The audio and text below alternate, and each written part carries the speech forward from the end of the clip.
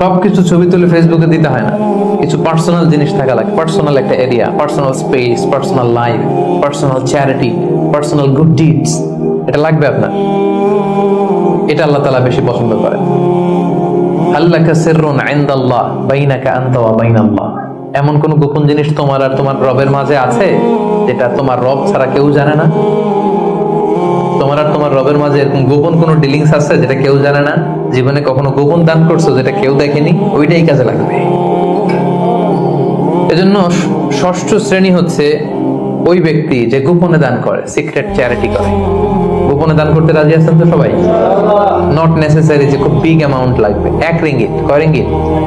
ওইটার আল্লাহ পেলে পুষে উহুদ পাহাড়ের সমান উঁচু করে আপনার আমল নামায় ঢুকাই দিবে। কটা গেল?